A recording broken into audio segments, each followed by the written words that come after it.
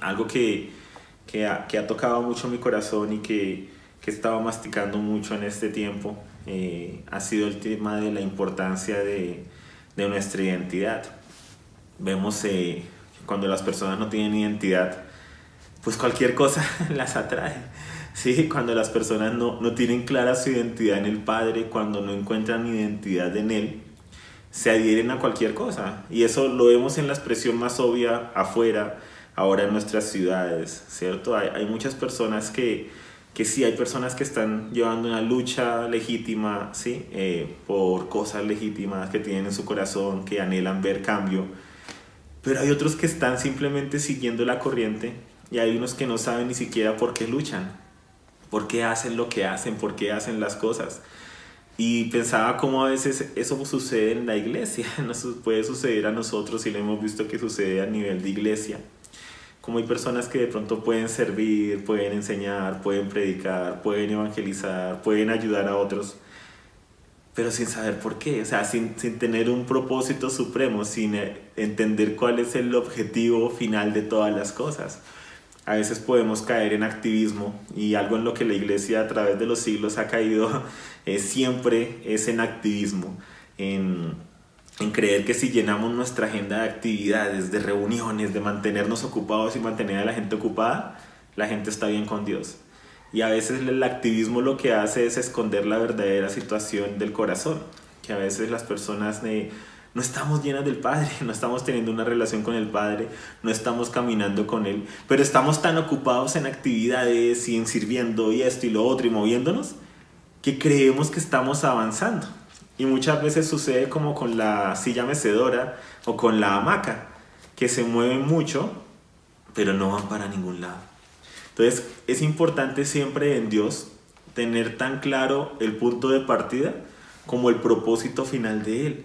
O si no empezamos a hacer de muchas cosas el propósito de nuestras vidas, pero cuando estas cosas son temporales y caen, podemos entrar en épocas de sentirnos tristes, de sentirnos deprimidos, de sentirnos que nos falta propósito, dirección, porque no tenemos el propósito supremo de Él, ¿sí?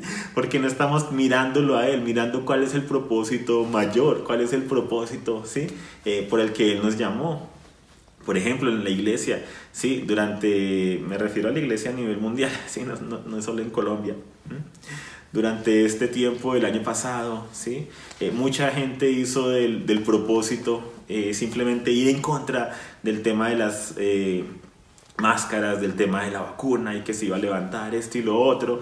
Y mucha gente hizo de eso su propósito, pero a la final ya se están vacunando, ya eso se está volviendo algo, ¿sí? Global y demás. Muchos ya han llevado a vacunar a sus padres o muchos ya se han vacunado. Y ya, o sea, esa lucha y esto y lo otro quedó ahí, ¿sí? Quedó ahí. Con el tema de los confinamientos fue igual. O sea, siempre hay como razones o causas por las cuales unirnos y por las cuales luchar, o en contra de las cuales luchar. Y a veces cuando parecemos como pendulantes, como que nos unimos en la última causa, en la causa de lo que estaba aconteciendo, ¿sí? En aquellos que dicen que ya se va a acabar el mundo, ¿sí? En aquellos que dicen que aún falta, y siempre van a haber causas, ¿sí? Detrás de las cuales correr. Aún en la reforma, ¿sí? Siempre hay causas detrás de las cuales estar corriendo, estar haciendo muchas cosas, estar haciendo mucha actividad.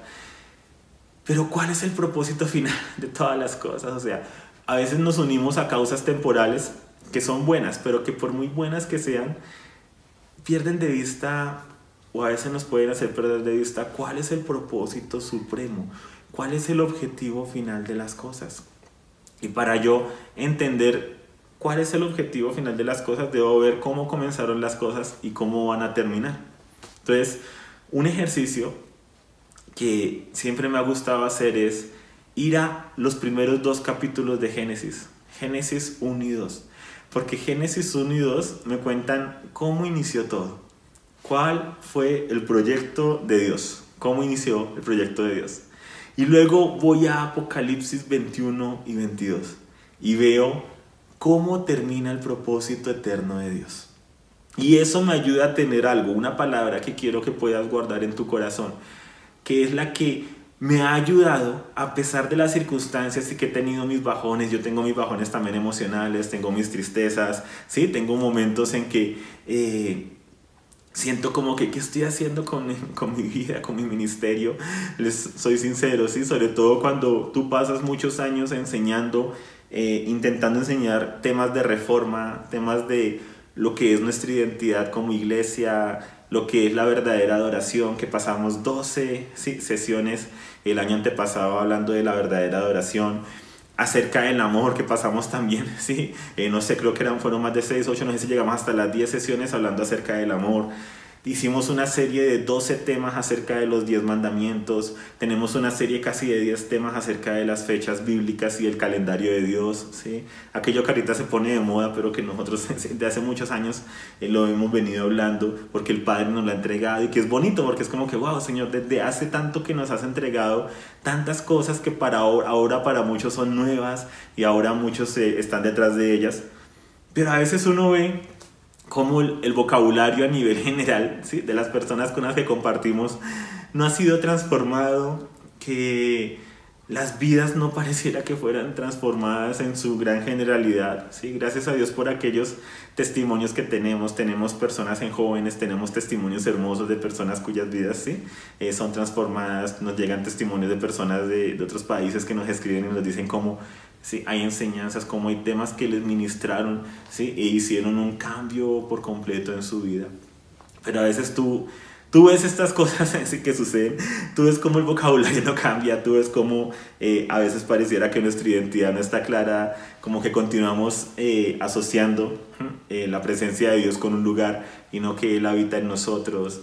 Continuamos llamando adoración a la música cuando pasamos 12 sesiones hablando de cómo cantar no es adorar, de cómo eso es un concepto que entró apenas hace 40 años a la iglesia, pero cómo es tan fuerte la tradición y aún en medio de la reforma esas palabras han usurpado el lugar de otras y se ha hecho una fusión y ya alabanza y adoración es casi que la misma cosa. Y ver cómo, sí, no hay una transformación, o sea, ver cómo la iglesia de reforma y cómo la iglesia que tanto criticamos a veces, que seguí a la iglesia católica, que siguen lo que hace el Papa, y en la iglesia cristiana muchas veces se ve lo mismo, se ve a todo el mundo siguiendo lo que diga su pastor, ¿sí? Por encima de lo que diga la Biblia, o el apóstol, porque lo dice el apóstol y lo dicen todas las iglesias de la red en la que estamos y a nivel de Latinoamérica. O sea, el hecho de que todo el mundo diga algo no quiere decir que sea verdad. Entonces se continúan perpetuando estas mentiras y eso desgasta. Desgasta porque a veces uno se siente, ¿para qué enseñamos? ¿Sí? ¿Para qué predicamos? Padre, ¿por qué nos permites escudriñar tu palabra y conocer estas cosas? ¿Sí? A veces la ignorancia sería mejor, ¿sí? En no leer la Biblia y lo que diga el pastor, lo que diga el profeta, lo que digan los apóstoles que se levantan, ¿sí? A veces sería mejor, sí, y como que uno estaría más tranquilo, sí, y yo creo que ahí es donde la Biblia también dice, ¿no? Que el conocimiento fatiga, sí, el conocimiento envanece, porque no es que uno no puede caer tampoco en el creerse mejor que otros cristianos ni nada de eso, no, sí, porque todos sí, fallamos y de muchas maneras, lo dice la propia palabra, sí, debemos ayudarnos unos a otros. Lo que quiero que vean es que todos tenemos como esos ciclos también en que pasamos por temporadas, ¿sí? Temporadas en las que estamos, ¿sí? Muy felices, pero otras en las que estamos cuestionando muchas cosas. Pero algo que siempre nos ha sostenido y algo que el Padre nos ha entregado para sostenernos en medio de toda temporada es recordar cuál es el propósito supremo, ¿sí? Tenerlo claro. El recordar de dónde vengo y para dónde voy. O si no me enfrasco en estas cosas, ¿sí? Porque aún mi vida, ¿sí? Aún mi propósito no es simplemente, ¿sí? Dar a conocer, ¿sí? Esa revelación, lo que el Padre revela. O sea, eso se queda corto. Eso hace parte de lo que el Padre hace por medio nuestro. Pero nuestro propósito va mucho más allá. Va mucho más allá. Se extiende de Génesis a Apocalipsis. Y es mucho más supremo, mucho más grande, mucho más sublime. Y cuando nosotros vemos Génesis 1 y 2 y vemos Apocalipsis 21 y 22, ¿sí? Y hacemos de esa la palabra que les digo, perspectiva, tenemos perspectiva eterna, ¿sí? Eso nos ayuda a soportar muchos bajones, ¿sí?, emocionales o muchas cosas que puedan surgir, y también a no montarnos a cualquier bus que se atraviese, ¿sí? Porque cuando uno estudia la historia cristiana, cuando uno ve la historia de la cristiandad, ¿sí?, se da cuenta de que hay muchos buses, ¿sí? O sea, hay muchos buses que van para mucho lado. Y es obvio, porque igual no todos somos mano, no todos somos tronco, no todos somos dedo. Entonces algunos están enfocados en algo, algunos están enfocados en otra cosa. Pero la gran mayoría del pueblo cristiano, ¿saben algo? No tiene claro ni siquiera si es mano o si es dedo. Entonces pasa un vagón, ¿sí?, que habla de la salvación. Y se montan en ese vagón, por lo general es ese bus, es el primer bus en el que todos nos montamos. Y a salvar gente, entonces a predicar el evangelio, aprendemos cómo predicar, y todo gira en torno a predicar, predicar, predicar, predicar. Pero como ese no es el propósito supremo de Dios para el hombre, eso no lo llena. Entonces llega un momento en que, pues sí, o sea, predicar, o sea, el Señor nos salvó para predicarle a otros y para salvar a otros, y parece que la salvación fuera todo. Pero ¿no habrá algo más? Sí, sí hay algo más. Entonces hay cristianos que cuando ya se cansan de esto, entonces ¿sí?, se bajan de ese bus y encuentran otro bus. ¡Ah! El reino. Entonces empiezan a hablar del reino y el reino y el reino, y hablan del reino para arriba, el reino para abajo, el reino, el reino, el reino. Pero como ese no es el propósito supremo de Dios, ¿sí?, y usualmente se cansan y se bajan de ese bus. Entonces se montan en otro, intercesión territorial, y se montan en ese bus, interceder por las naciones y esto, y la ciudad y las puertas, y están ahí un tiempo, pero luego se dan cuenta de que sí, eso a la final no llena realmente el corazón, porque el propósito va mucho más allá. Entonces se bajan de ese bus y entonces se encuentran otro bus de cristianos que dicen, sí, las raíces hebreas de la fe. ¿Qué es eso? Y se montan ahí, sí, y montan en ese bus acerca de las raíces hebreas de la fe. De pronto hasta caen en, sí, caen no, porque eso suena como feo, ¿cierto? Se van a otra congregación, se ponen aquí la kipá sin entender por qué, o le encuentran el significado de los judíos, pero sin entender de dónde vienen ellos, y muchas cosas así, creyendo que si imitan las cosas externas van a obtener lo interno. Y ese es el problema del hombre. Pero bueno, se montan en este bus ahí, pero eso no llena, y entonces bajan de bus y van de bus en bus en bus en bus. Y esa es la gran mayoría de personas que usualmente están en una congregación. No han permanecido ahí, ¿sí?, más de 5 a 10 años. ¿Por qué? Porque las personas están buscando cuál es el nuevo bus en el cual montarnos. ¿Cuál es el nuevo bus en el cual montarnos? Y yo miro eso, y muchos jóvenes miran eso y dicen, ¿pero en qué creen realmente? ¿En qué creen realmente? Y fuera de eso, en el pueblo cristiano hay tantas creencias. Miren algo muy interesante que yo siento que son perjudiciales porque alejan a muchas personas de la fe.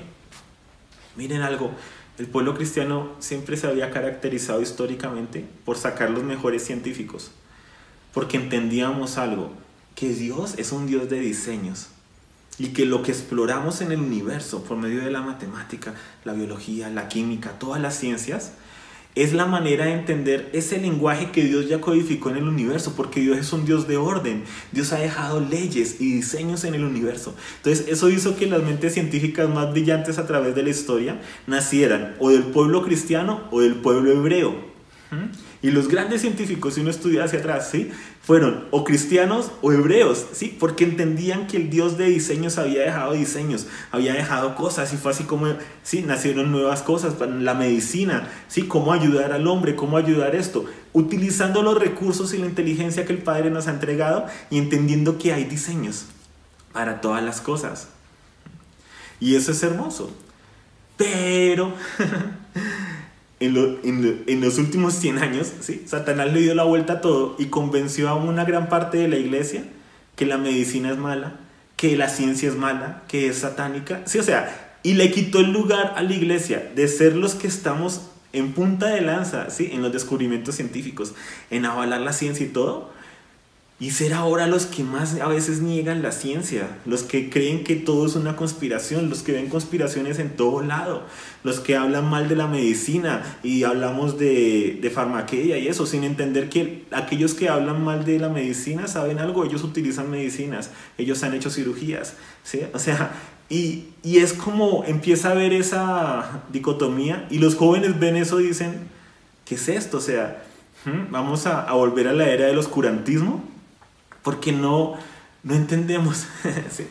Porque no estudiamos y no conocemos la historia. O sea, no entendemos lo que era la vida antes de los antibióticos y la vida después de los antibióticos. No entendemos cuántas personas morían, cuántas madres morían, cuántos hijos se les morían a las madres. O sea, no entendemos todos los avances que hay, porque como nacemos ya con ellos, los damos por sentados que la vida es así. Y empezamos de nuevo a ir detrás de unas causas y a señalar unas cosas, y nuestros hijos, los jóvenes, dicen, ¿dónde me metí? Sí, o sea, sí, en un lugar donde niegan la ciencia, donde niegan cosas que son palpables, que son comprobables. ¿Cómo así? Y eso no era así siempre. Es lo que quiero que vean. Porque éramos los abanderados, ¿sí? Los primeros en hacer los descubrimientos, porque entendíamos que Dios es un Dios de diseños. Pero bueno, eso es tan solo una pequeña parte. El caso es que siempre hay buses, hay cosas, hay causas en las cuales montarnos, en las cuales subirnos. Y así es la gran mayoría de la iglesia. Se montan en causas, se montan en lo último, porque no hay un propósito, no hay realmente una identidad. Cuando yo no sé para dónde voy, cualquier bus me sirve. En Alicia, en el País de las Maravillas, sí, hay un momento en que ella está perdida en el bosque. Y ella está por el bosque y se encuentra un gato. Y le dice al gato, ¿por dónde debo ir? Porque había muchos caminos en el bosque. Y el gato le pregunta, ¿a dónde quieres ir, Alicia? Estoy parafraseando, los que quizás saben la historia, perdónenme por estar... Pero bueno, ¿a dónde quieres ir, Alicia? Y ella mira todos los caminos y dice, no sé a dónde ir. Y entonces el gato le dice, entonces no importa el camino. O sea, si no sabes cuál es tu destino, no importa el camino. Si tú no sabes cuál es tu destino, no importa tu camino, ¿sí? O sea, no importa la causa, ¿sí? Por eso hoy algunos se están levantando en contra de algunas cosas, de la vacuna. El día de mañana se levantarán en contra de otras cosas. El año pasado se estaban levantando en contra de Bill Gates, ¿sí? El día de mañana se levantarán en contra de otro multimillonario. Sí, o sea, siempre hay algo contra lo cual levantarse, hay algo a lo cual apoyar, siempre hay una causa que nos aleja del propósito. Y cuando no sabemos para dónde vamos, pues cualquier camino nos sirve. Cuando no sabemos el destino, no importa el camino. Y el gato le dice, si no sabes cuál es el destino, no importa el camino. O sea, ve por donde quieras ir, porque no sabes igual para dónde vas. Quiero que entendamos que Dios nos ha dado un destino, un propósito eterno al cual ir, al cual apuntarle. Que no tenemos que estar buscando cuál es la moda cristiana, cuál es el tema de ahora, cuál es el tema de ahora, qué es lo que ahorita debemos dedicarnos a hacer. Sí, o sea, ¿cuál va a ser nuestra nueva? Sí, como el gato. Sí, no sé si han visto los gatos. Sí, sí, yo sé que muchas, sí, hasta ciertas jovencitas por ahí también, de nuestro grupo de amigos, que aman mucho los gatos. Sí, están ahí jugando con algo y luego pasa, les tiras otra pelota o algo. Sí, se olvidan de lo que estaban haciendo y van y se tiran allá. Y a veces la iglesia pasa por esos ciclos. A veces la iglesia es como que, sí, hablamos de un tema, sí, y estamos metidos en ese tema y de repente pasó otro nuevo tema y es como que, ay, ahora esto es lo que vamos a seguir. Y vamos todos siguiendo el nuevo tema. O, sí, el apóstol habla de algo, entonces todas las iglesias que están debajo del apostolado, sí, siguen eso. Y cuando no importa el destino, tampoco importa el camino. Pero cuando tú tienes claro tu destino, tú empiezas a decirle no a cosas que, por muy buenas que sean y por muy cristianas que se vean, no te van a ayudar a construir el destino que el Padre te ha entregado. Por eso es tan importante que podamos descubrir cuál es el propósito eterno que el Padre tiene para nosotros. Cuando yo sé para dónde voy, cuando yo sé lo que el Padre quiere conmigo, yo empiezo a decirle sí a aquello que me ayude a llegar allá. Y no gracias a aquello que me va a desviar de allá. ¿Cómo lo vemos esto en la Escritura? En un ejemplo muy fácil. Los apóstoles. Los apóstoles en Hechos. El Espíritu Santo desciende en Pentecostés, en una época como esta, empieza la cosecha, perdón, con 3.000, luego 5.000. Empieza esa época hermosa y preciosa, empiezan a predicar en el templo de Jerusalén, mientras estuvo el templo, porque luego el templo fue destruido, la manera en que Dios marcaba que ya no más templos, no más edificios, ¿sí? Se destruye el templo en el año 70 y predicaban por las casas, enseñaban, las personas traían ofrendas, muchas personas que tenían varias propiedades vendían las propiedades extras que tenían para ayudar a las personas que se habían venido a vivir a Jerusalén y que no tenían propiedades, a los pobres, a los huérfanos, a las viudas, a los extranjeros. Y empezó a pasar que los apóstoles empezaban a hacer esta obra. Jesucristo les dijo: vayan, ¿cierto? Y prediquen el evangelio, enseñen todas las cosas que yo les he enseñado, enseñen a que las personas las guarden. No es solo prediquen que Jesucristo es el Salvador, no, es enséñenles todas las cosas que yo les enseñé y enséñenles a guardarlas, o sea, a obedecerlas.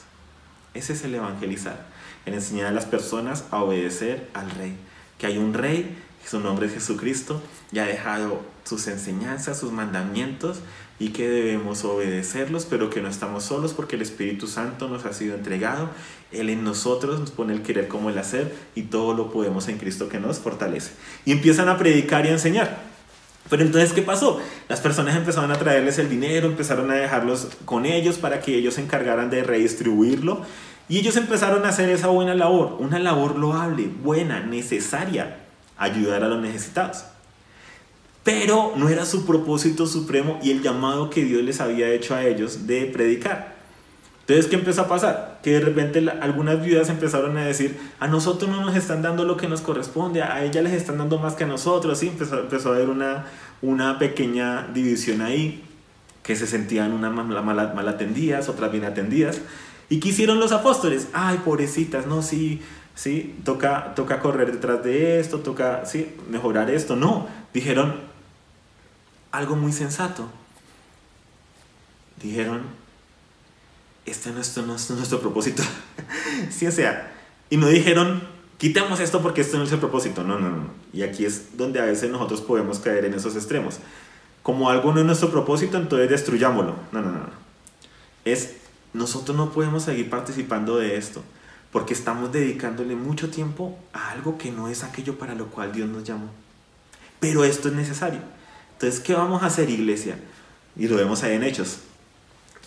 Ustedes mismos, iglesia. Sí, o sea, es hermoso. O sea, no es como que nosotros a Edo vamos a apuntarlo. No, es: ok, iglesia, hay un problema, la propia iglesia es la que lo está poniendo, entonces, por favor, pongan la solución.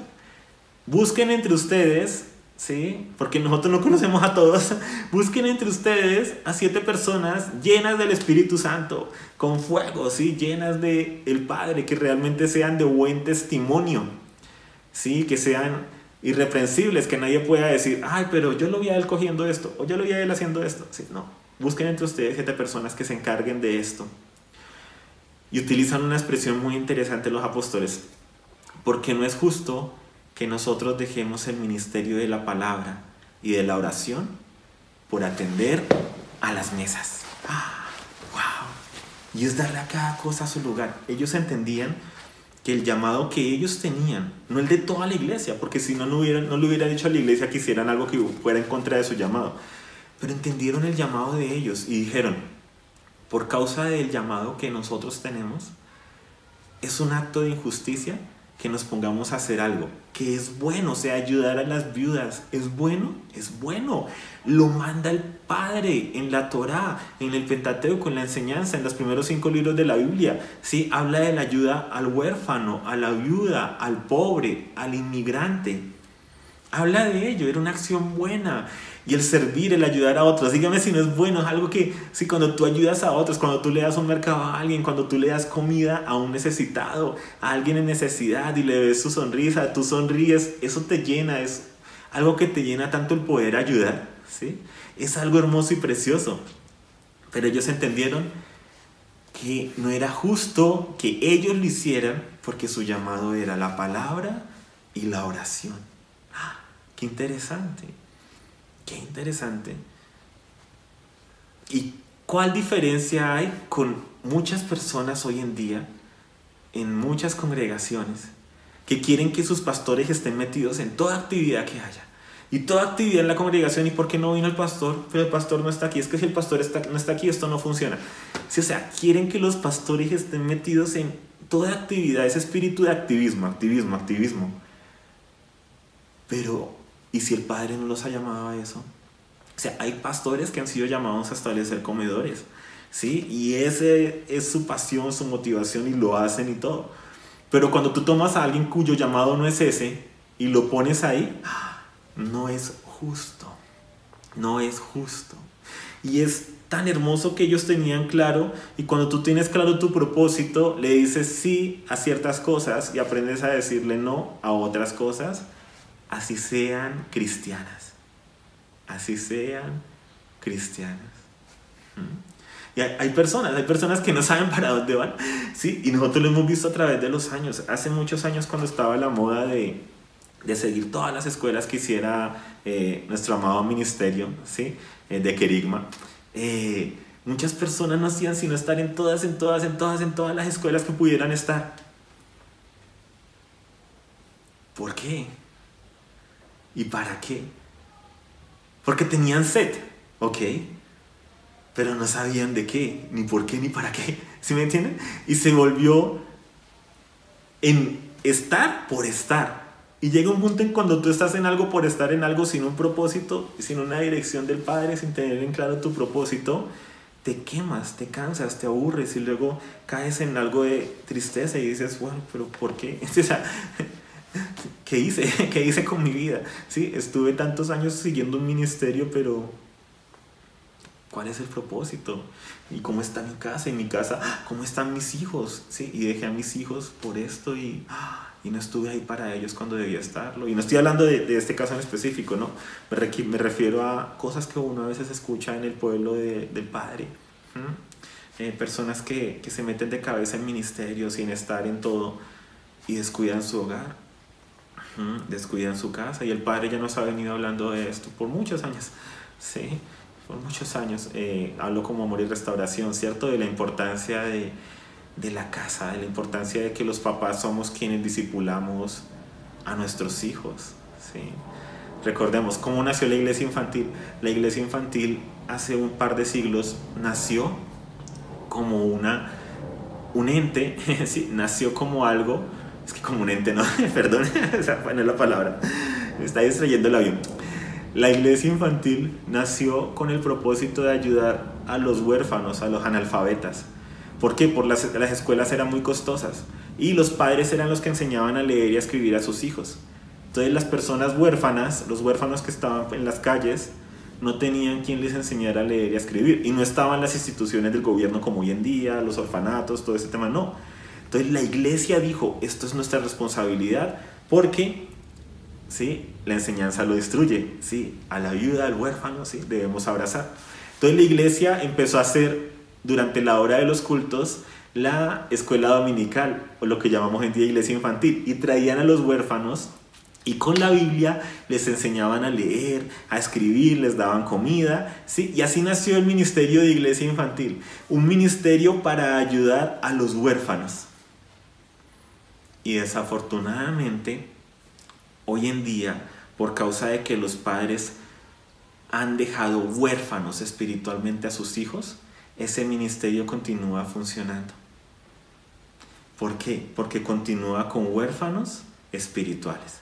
Porque los papás no les están enseñando a los hijos en casa, no están teniendo tiempos de oración con ellos todos los días, no están leyendo la Biblia todos los días, no están realmente teniendo una cultura bíblica, una cultura cristiana, donde lo que se hable en casa sea de acuerdo a lo que dice el Señor, sino que de lunes a domingo, sí, se escucha quejas, se escucha murmuración, y no digo que no hayan problemas, pero uno debe aprender a tener los problemas, pero también a elaborarlos de la mano de Dios y decir, no tenemos cómo pagar este recibo, si tenemos esta cuenta, nos toca orar, ¿sí? Hijos, vengan, ¿sí? Todos, vamos a orar. Y tener ese tiempo, vamos a orar por esto. Padre, nos ponemos todos a orar por el tema. Y ahí que le estoy enseñando a mis hijos, que cuando hay problemas, no solamente me quedo quejándome como una loca, ¿sí? Sino que nos reunimos y oramos.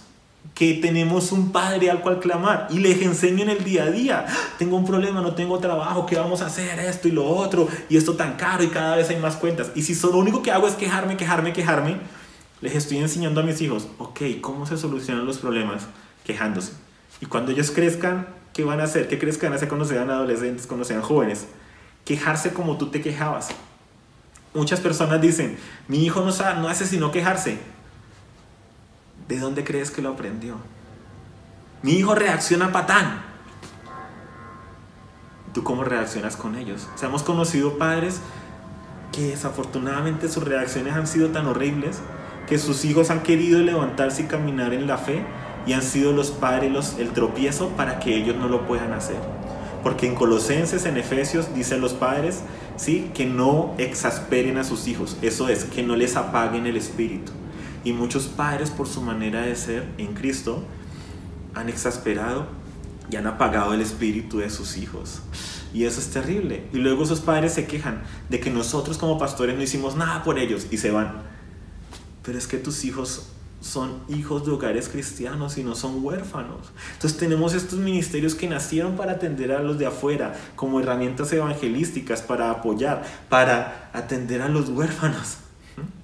Y que desafortunadamente les estamos pidiendo que cumplan un rol que no pueden pedir. O sea, la iglesia infantil no puede criar a nuestros hijos. O sea, ¿tú crees que 2 horas a la semana van a contrarrestar, ¿sí?, todo el resto de 24/7 horas que pasan en casa, que tú los dejas en el colegio, que pasan recibiendo información de YouTube, que YouTube los está evangelizando, las series de Netflix, de Disney, todas estas series llenas de basura les está metiendo todos los días, en todo momento? Te escuchan a ti quejarte, te escuchan a ti hablar mal del pastor, hablar mal de tu jefe, hablar mal de esto, de lo otro, y escuchan todo eso. ¿Y tú crees que con esa hora, ahora con el confinamiento peor, con los 7 minutos de video que estamos colocando y que algunos ni siquiera le ponen a sus hijos, ¿tú crees que eso va a contrarrestar todo lo otro? Si tú no realmente asumes tu responsabilidad como padre. O sea, los padres son los que deben discipular a sus hijos. Y yo sé, se me sube la voz y todo, perdón. Pero es que es un tema que lo he vivido de cerca, cara a cara, porque he visto a los jóvenes y he visto a jóvenes que intentan levantarse en el Señor y que son los padres los que los aplastan. Y luego esos mismos padres que aplastan a esos jóvenes vienen y nos dicen que nosotros ¿por qué no los retuvimos? Que no fuimos capaces de retenerlos. Que de pronto si estuvieran en otra congregación donde les ponen una discoteca y luces, que ahí sí los hubiera retenido.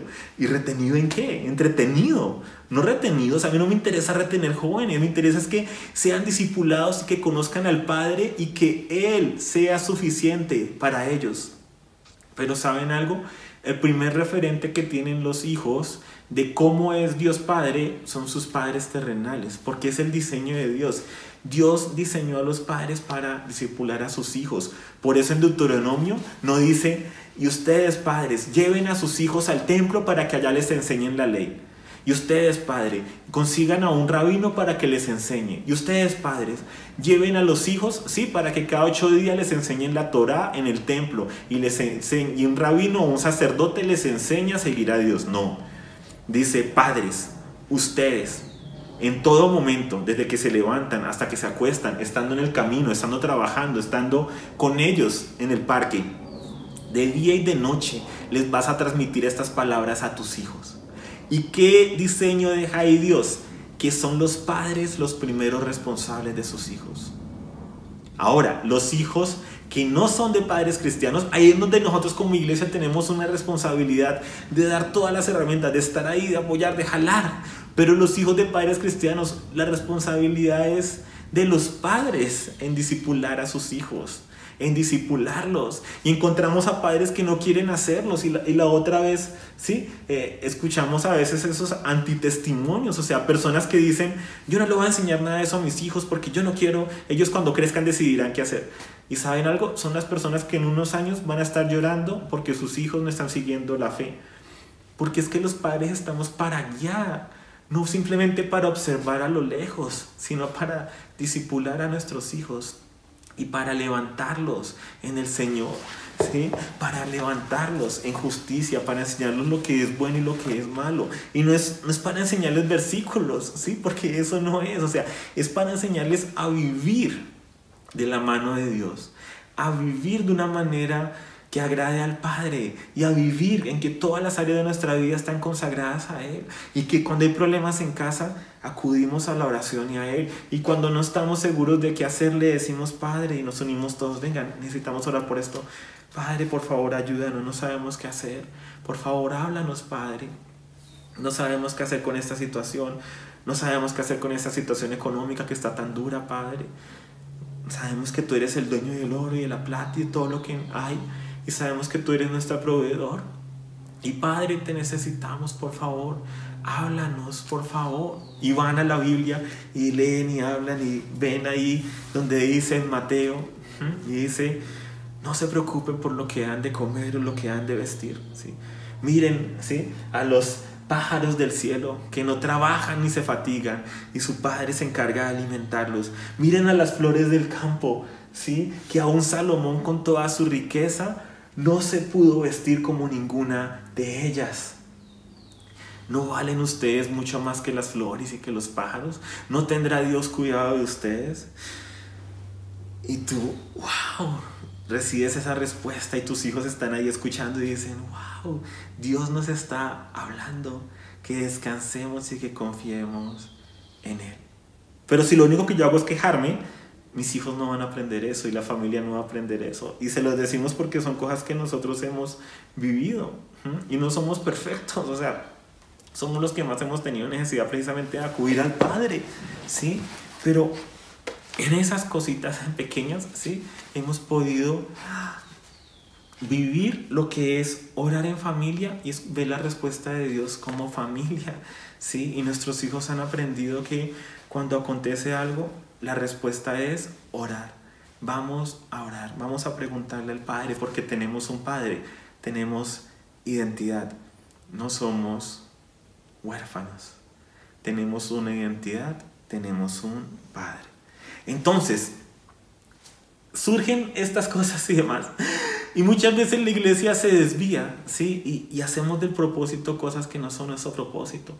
Y es tan hermoso ver cómo los apóstoles dijeron no a algo que era bueno, pero dijeron sí es bueno, pero necesitamos que personas llamadas para eso se encarguen de eso. ¿Cuál es el problema donde surgen la mayor cantidad de dificultades a veces en las iglesias y demás? Donde hay personas llamadas a algo y se enojan porque los demás no estamos ahí metidos. Entonces, imagínense nosotros con los jóvenes y enojados porque más personas no están apoyándonos en el ministerio de jóvenes, y los de iglesia infantil enojados porque más personas no están metidas en iglesia infantil, y los de la red de apoyo enojados porque más personas no están visitando y ayudando en la red de apoyo. Y ahí es donde tú te das cuenta de que sí, a veces queremos que todos sean lo mismo, todos sean mano, y no todos estamos llamados a lo mismo. Y cuando tú tienes claro para dónde vas, le dices no a cosas que, por muy buenas que sean, son distractores de tu propósito. Son distractores de tu propósito. Y a veces nosotros como iglesia perpetuamos eso. Perpetuamos el que los pastores, el que los líderes estén metidos en todo, sin preguntarnos, ¿será que es parte de su propósito? Sí, ¿será que es parte de su propósito? Y a veces la iglesia misma es la que ha guiado eso, y la iglesia tradicional es la que ha hecho eso, la que ha convertido al pastor en el cura.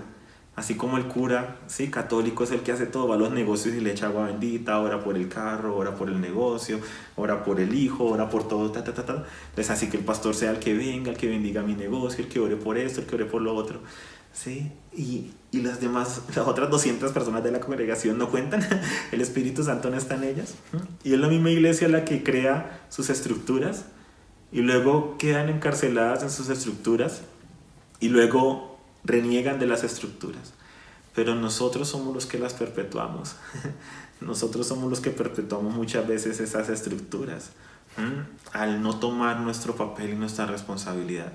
Los papás al no tomar su responsabilidad como padres, ¿sí? Y qué bonito que cuando los padres vayan a la reunión de jóvenes, o cuando los hijos, vayan a la reunión de jóvenes, o estén, ¿sí?, en la reunión de iglesia infantil, ¿sí?, que todavía está por ahí, ¿sí?, que ellos puedan transmitir de lo que han leído en la Biblia, puedan transmitir de lo que sus papás les han enseñado, y que no sea como, wow, su único contacto con una Biblia es una vez a la semana, por medio de un maestro. Su único contacto con la oración es una vez a la semana cuando oran antes de comenzar la clase. O sea, qué triste, ¿sí? Eso no es vida cristiana, eso no es vida en Cristo.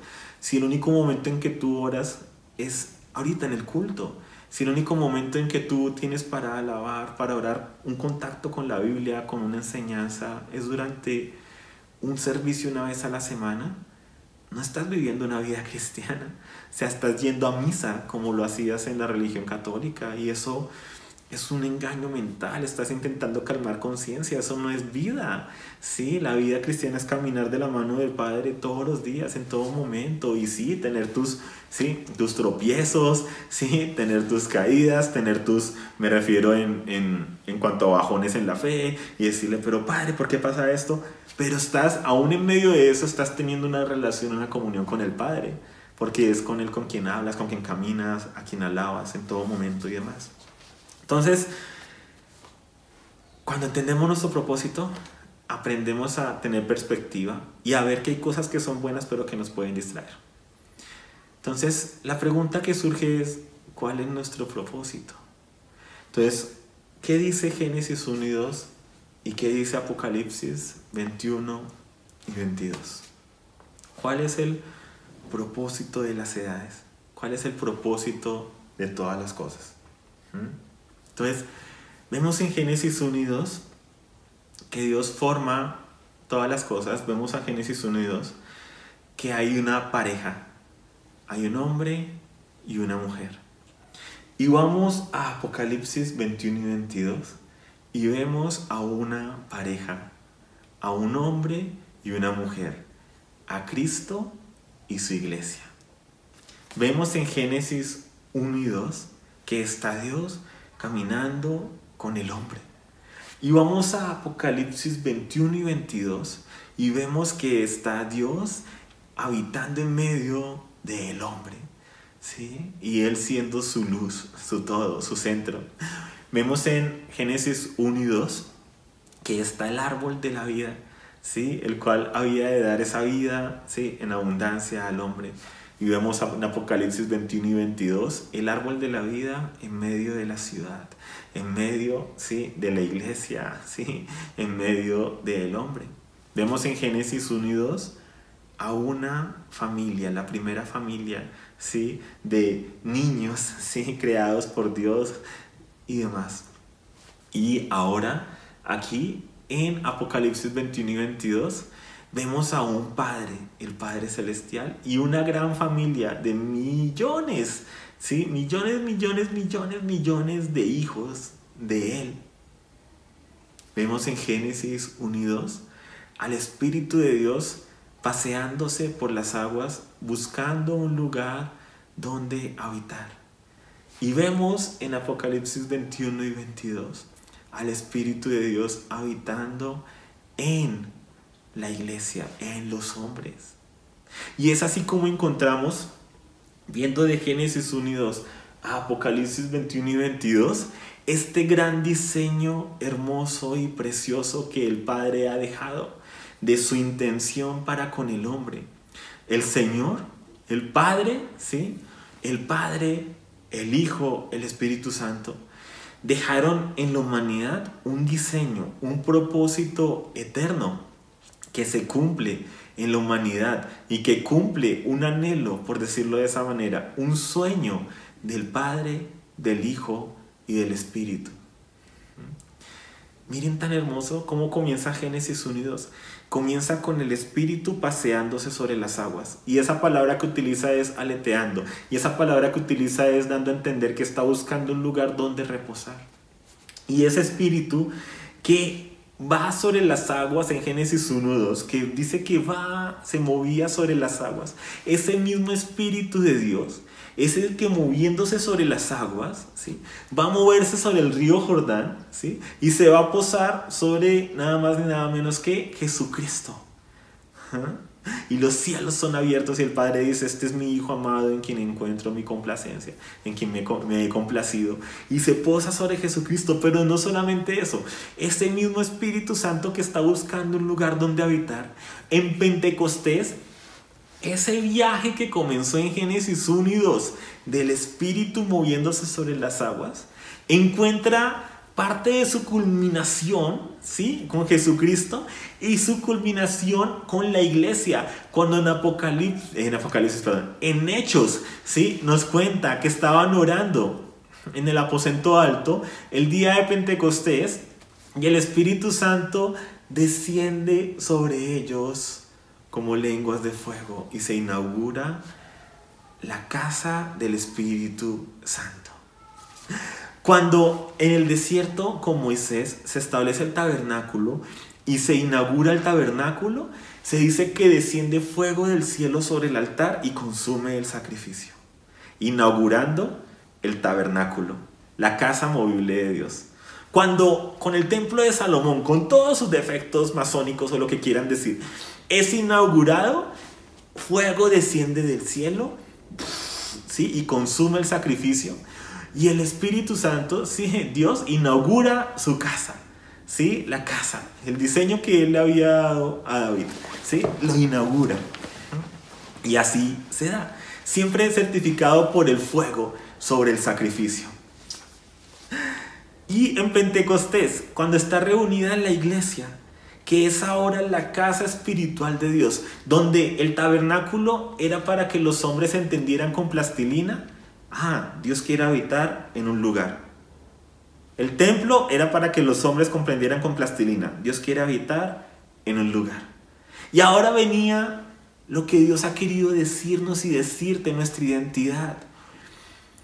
El lugar en el que Dios quiere habitar no está hecho de ladrillos. Dios no habita en edificios.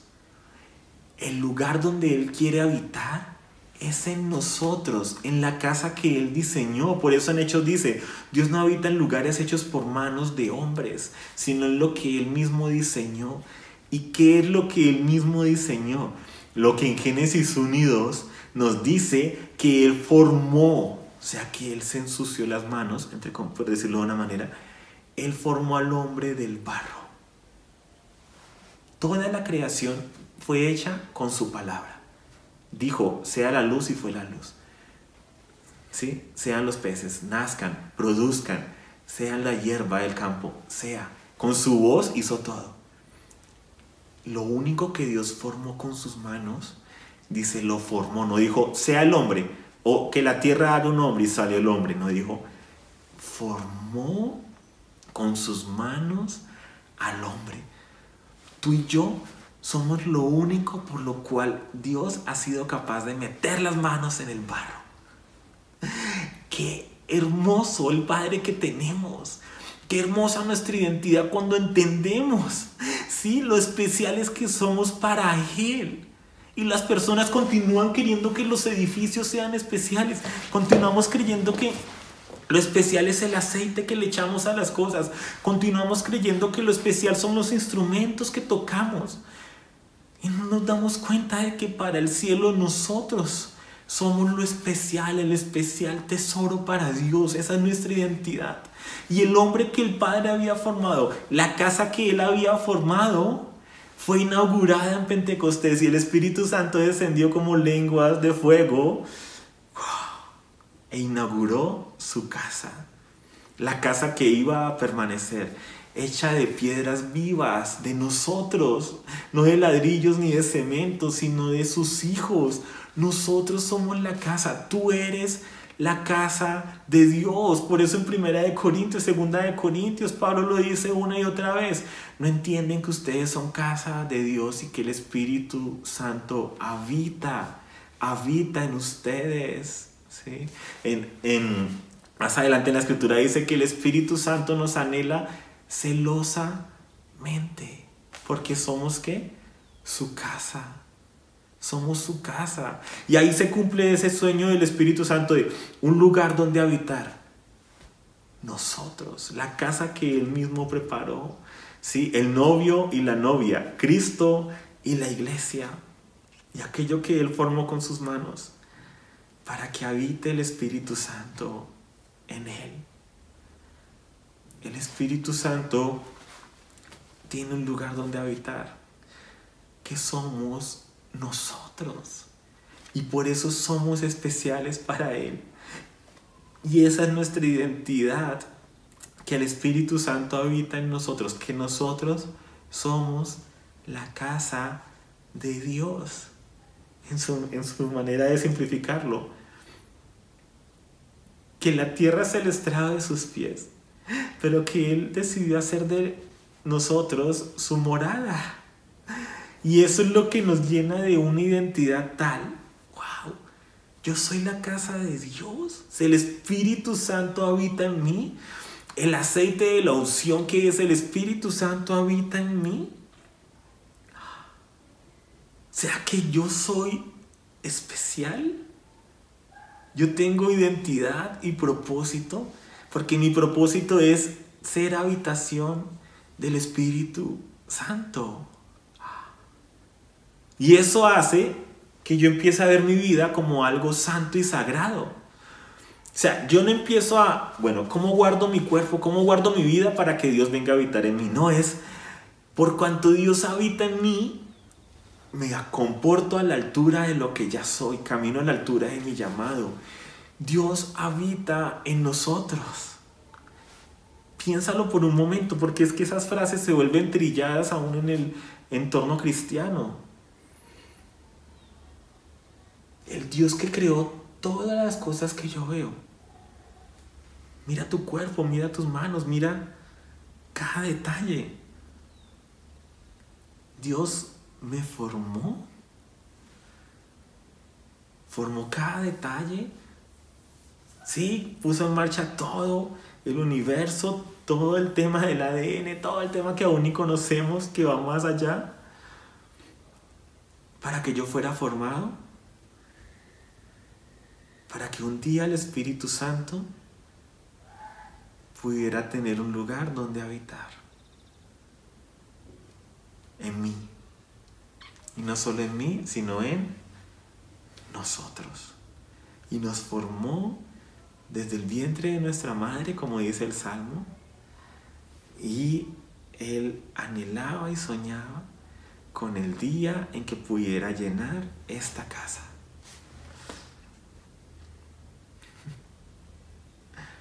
Eso es tremendo. Eso es tremendo. Y cuando tú entiendes quién eres, dónde habita el Padre, ¿sabes algo? Eso también te hace tener tan clara tu identidad, que también empiezas a reconocer y a ser celoso con aquello que le quita la identidad a lo que tú eres y a lo que el Padre ha dicho que es la iglesia. Miren algo muy interesante. La iglesia tuvo tan clara su identidad como casa de Dios, que la acusación que se le hace a Jesucristo es que habló en contra del templo. ¿Por qué? Porque los hombres aman sus edificios, aman sus templos. Los israelitas amaban el templo y habían dejado de amar al Dios del templo. Y estaban delante del Mesías y preferían el edificio. Y una de las acusaciones que le hacen es, Él habla en contra del edificio. Y luego en Hechos, cuando arrestan a los apóstoles, luego con Esteban, ¿cuál es la acusación que le hacen a los discípulos de Jesús? Ellos hablan en contra del templo. Y no era que ellos hablaran en contra del templo, es que ellos hablaban del verdadero templo. Y cuando tú reconoces el verdadero templo, tú empiezas a decir, allá no habita Dios, Dios habita en nosotros. Y eso hace que aquellos que aman sus estructuras y sus edificios te vean como un peligro. Y fue lo que pasó con la iglesia. Ellos hablan en contra del templo. Fue la acusación que le hicieron a Jesús y a sus discípulos por tener clara su identidad y querer transmitirla a otros. Y uno se vuelve, claro, celoso con la identidad.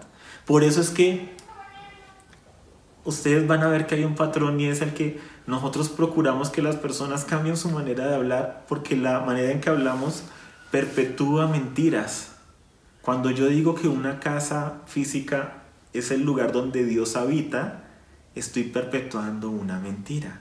Cuando yo llamo iglesia a un edificio, estoy perpetuando una mentira. Sí, y por eso nos obsesionamos a veces con eso. Y la gente dice, ay, ustedes a veces están en contra de todo.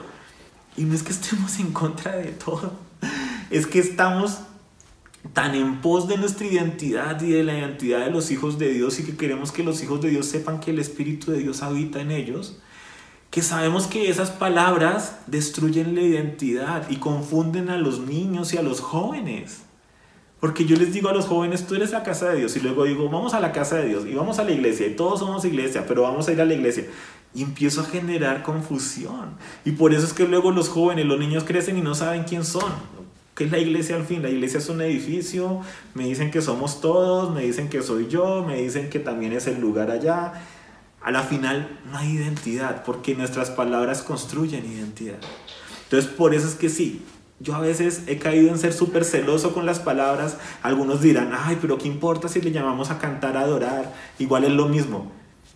¿Y sabes por qué no te importa? Porque para ti es lo mismo, pero no es lo mismo. Y estás robando identidad. Porque cuando yo mezclo dos palabras, una se pierde. Porque por algo, una palabra significa algo y otra palabra significa algo. Y ahí es donde la gente dice, ay, pero yo opino, pero yo. Y ¿saben algo? Yo creo que el yo opino y el yo es lo que más daño le ha hecho a la iglesia. Porque no decimos, ok, Padre, así toda la vida me hayan enseñado esto, ¿qué dice tu palabra y qué es lo verdadero? Yo quiero hacerlo, yo quiero ser transformado. Padre, yo toda la vida he aprendido a hablar de esta manera, pero si eso es ir en contra de tus diseños, yo te quiero es a ti, no a mí. Y muchas personas quieren seguir su vida a su manera y seguir a Cristo pero a su manera, y pues es decisión de cada quien. Pero no nos arrastren a los demás, ¿sí? Y no arrastremos a nuestros hijos y a nuestros jóvenes y no les quitemos su identidad. Nosotros somos la casa del Padre. Pero no solo eso, en ese diseño de Génesis 1 y 2 y Apocalipsis 21 y 22, ¿qué más vemos? Hijos de Dios. Una gran familia de hijos de Dios. El Espíritu de Dios está buscando un lugar donde habitar. Nosotros. El Padre está buscando una gran familia de hijos que sean conformados a la imagen de Jesucristo, el modelo original. ¿A quiénes quiere formar? A nosotros. Por eso en Gálatas dice, hijitos míos, por quienes sufro de nuevo dolores de parto hasta que Cristo sea formado en ustedes. ¿Cuál es el propósito eterno de Dios? Tener una gran familia de hijos e hijas a la imagen de su Hijo, de Jesucristo. ¿Cuál es el propósito eterno tuyo? No es únicamente aprender el hebreo, las fiestas bíblicas, los 10 mandamientos, el amor, ¿sí? Los frutos del Espíritu, intercesión profética, adoración, ¿sí? Todas estas cosas. Los tiempos finales, escatología, evangelizar, atender a las mesas, ayuda social, misericordia. Todas son necesarias y hacen parte del paquete, pero ¿cuál es el propósito supremo? Que Cristo sea formado en nosotros, que el Padre tenga esa familia de hijos e hijas. Y ya por medio de Jesucristo nos ha hecho hijos, pero somos como niños que deben crecer y madurar. La Escritura habla de un proceso de maduración. ¿Qué ha hecho la iglesia tradicionalmente? Tú ya eres un hijo de Dios, ya, lo tienes todo. Y eso no es lo que dice la Escritura. La Escritura dice que somos hechos hijos de Dios, pero que debemos madurar. Y nos llama madurez, avancemos a la madurez, lo dice en Hebreos, ¿sí? Dejando los rudimentos, avancemos hacia la madurez, debemos madurar, ¿sí? Madurar, el propósito eterno de Dios es ese, tener hijos maduros, no tan solo niños, sino hijos maduros. Entonces cuando yo entiendo eso, que el Espíritu Santo viene en mí y no solamente me hace su casa, sino que me da el ADN celestial, y que ahora soy no solamente la casa del Espíritu de Dios, que de por sí es el mayor galardón del universo, pero que fuera de eso se me da el título de ser un hijo de Dios. Por favor, que eso penetre hasta lo más profundo de nuestro espíritu, alma y cuerpo. Yo, con todos mis defectos, con todo lo que puedan decir de mí, con todo lo que yo pueda embarrarla y hacer, Dios me ha concedido el privilegio de ser casa del Espíritu Santo y de ser llamado hijo de Dios. Hijo del que creó todas las cosas y por quien se sostienen todas las cosas. Y no solo eso, Él dice que quiere formarme como Jesucristo, que es un hijo maduro, y que yo puedo avanzar a ser como Jesucristo. O sea, mi propósito es ser casa de Dios, ser hijo de Dios y ser como Jesucristo. Entonces, todas las experiencias que yo vivo en mi vida, debo verlas con esa perspectiva de que ayudan a santificar la casa de Dios y que son potencialmente ayuda para que Cristo sea formado en mí. Entonces, hay una situación adversa y tengo la oportunidad de que Cristo sea formado en mí y de llevarla con la madurez con que Cristo la llevaría. Porque Cristo habita en mí. Entonces no es solamente imitarlo externamente, sino que Él vaya creciendo y yo voy reaccionando como Cristo reacciona. Yo voy actuando como Cristo actúa. Me voy pareciendo a mi hermano mayor. ¿Qué es lo que hacen los niños, aquellos que tienen varios hijos han visto? Porque es más fácil criar al segundo, al tercero, al cuarto, al quinto, al sexto y demás. Porque imitan a los mayores.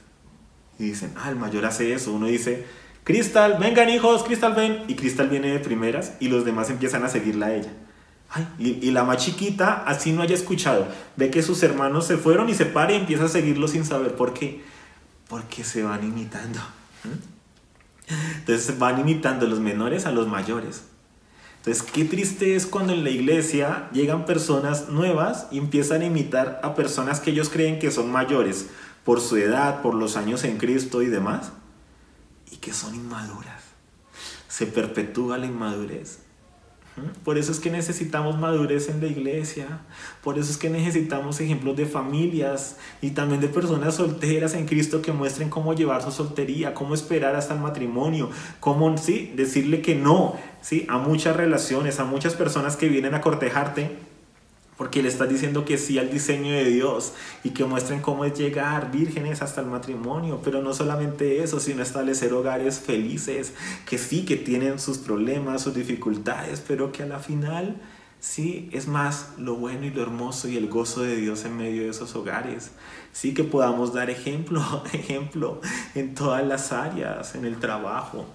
Aun cuando no hay trabajo, en cómo oramos, cómo lo buscamos, en cómo llevamos esas situaciones, en todo momento que podamos mostrar cómo Cristo, cómo los hijos de Dios se mueven de una manera madura. Ese es nuestro llamado. Entonces, mi llamado, el Espíritu de Dios habita en mí. No solamente eso, el ADN divino, como dice en Pedro, somos partícipes de la naturaleza divina. Soy hecho un hijo de Dios. Entonces, el Espíritu de Dios busca un lugar donde habitar. Yo soy la respuesta, porque así Él me diseñó. El Padre anhela una gran familia de hijos e hijas a la imagen de Jesucristo, y yo soy la respuesta porque así Él me diseñó. Y Jesucristo anhela una amada que sea espíritu de su espíritu, así como el primer Ish, el primer hombre, dijo, wow, esta es carne de mi carne. Jesucristo anhela una amada, una esposa que sea espíritu de su espíritu. Y por eso dice la Escritura, el que se une al Señor es hecho un solo espíritu con Él. Y por eso la iglesia somos la esposa de Cristo. Entonces eso es el triple propósito de Dios. Soy casa de Dios, soy hijo de Dios, soy amado de Jesucristo. Somos la esposa del Cordero, la esposa de Jesucristo. Y todo lo que hacemos es con miras a ese propósito eterno, de que Él está construyendo y formando su casa, la está limpiando, ¿cierto? La está santificando, de que Él está madurando a sus hijos, nos está llevando a la madurez, nos está enseñando a perdonar, a amar, a perdonar a otros como hemos sido perdonados, ¿sí? A ayudar a otros. Y no solamente eso, nos está formando como la amada, como la esposa, sin mancha, sin arruga, ni cosa semejante. Y por eso está removiendo de nosotros todo lo que sea menos que Cristo. Y como somos un espíritu con Él, nos está enseñando a crecer como Él, a amar como Él, a que nuestras vestiduras sean blancas, ¿sí? Como lo dice la Escritura, para que nos vistamos de lino fino. ¿Y qué es el lino fino? Que lo dice el Apocalipsis. Las acciones justas de los santos, y por eso caminamos en justicia, y con cada acción de justicia que emprendemos en medio de la injusticia a nuestro alrededor, aún en medio de la injusticia de aquellos que se hacen llamar iglesia, cuando nosotros caminamos a la altura de nuestra identidad, de nuestro llamado, estamos construyendo ese vestido de lino fino para presentarnos delante del novio. Esa es nuestra visión y nuestro llamado. Entonces no importa si mi circunstancia actual es adversa o es buena, mi llamado, que Cristo sea formado en mí, el Espíritu de Dios habita en mí y soy la amada de Jesucristo y estoy construyendo esa vida y ese vestido hermoso, blanco, resplandeciente de obras justas para Él. Y eso es lo que lleva mi vida, ese es mi propósito supremo. ¿Sí? Ser que soy esa casa de Dios, que soy ese hijo de Dios y que soy la esposa de Jesucristo. Y por eso es que no me voy a montar en cualquier avión, en cualquier bus, en cualquier moda cristiana del momento que se levante. Porque mi propósito va mucho más allá de los próximos 5, 7, 10 años. Mi propósito es eterno. Mi propósito es eterno. Soy casa de Dios, soy hijo de Dios, soy la esposa de Jesucristo. Entonces, ese es el proceso en el que estoy, siendo formado a la imagen de Jesucristo. Entonces, no importa las circunstancias, no importa si el gobierno que se levanta, de derecha, de izquierda, de centro, comunista, capitalista extremo, horrible, lo que sea, ¿sí? Todos esos extremos que hay, yo estoy siendo formado a la imagen de Jesucristo. Y todas esas tormentas son oportunidades para brillar y mostrar cómo se levanta la casa de Dios en medio de estas circunstancias. Cómo se levantan los hijos de Dios en medio de estas circunstancias. Cómo brilla la esposa de Cristo en medio de estas circunstancias. Cómo ejercemos la autoridad y el dominio que Él nos ha entregado. Empezando por cómo gobernamos sobre nuestra lengua, sobre nuestros corazones, sobre nuestros pensamientos, cómo gobernamos nuestra casa, la casa de Dios. A veces queremos gobernar las naciones y ni siquiera hemos gobernado nuestro interior. Y el Padre quiere hacer una obra de adentro hacia afuera. Y es mi anhelo que tengamos tan claro nuestro diseño y nuestra identidad, que somos hijos de Dios, somos casa de Dios y somos la esposa de Cristo, que seamos celosos con todo lo que nos quiera robar nuestra identidad. Así sean tan solo palabras. Que seamos celosos de la casa de Dios, que así como Jesucristo volcó las mesas porque su casa se llamaba casa de oración, que así seamos celosos con esta casa y que todo lo que sea menos que Jesucristo, que le hayamos permitido un lugar en nuestras vidas, lo volquemos y lo saquemos fuera y lo echemos con látigo. Porque queremos ver a Cristo formado en nosotros y queremos que el Padre cumpla su sueño de tener una casa, un edificio para Él, de tener hijos e hijas maduros, que Él lo cumpla. Padre, yo quiero ser uno de esos hijos y de una de esas hijas maduros en ti. Quiero presentarme en Apocalipsis 21 y 22 y decir, mira, aquí estamos, ¿sí? Aquí estamos y llegué al nivel que tú anhelabas de madurez, Padre, para mí, y poder decirle, Jesucristo, mira, obras justas, ¿sí? Para ti, blanca, sin mancha, sin arruga. Dejé que tú hicieras la obra en mí.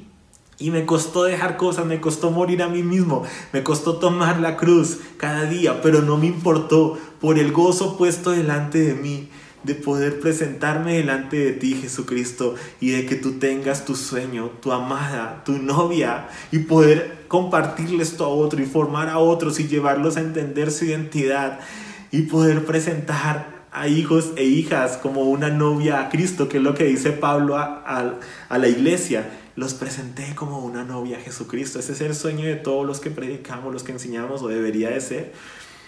No el estar con la moda del momento, sino presentarle al Padre: mira, hijos, mira, más templos, mira, más amados para la iglesia de Jesucristo. ¿Sí? Y ese debe ser lo que nos motiva, el propósito, la razón última, el presentarnos delante de Él como personas maduras en Cristo, más de Cristo formado en nosotros. Ese es el propósito eterno, el propósito supremo. Y en medio de eso tenemos llamados específicos que nos van a llevar a decirle sí a ciertas cosas y no a otras, con miras a cumplir el propósito eterno de Dios y de llevar a muchos más hijos a la gloria.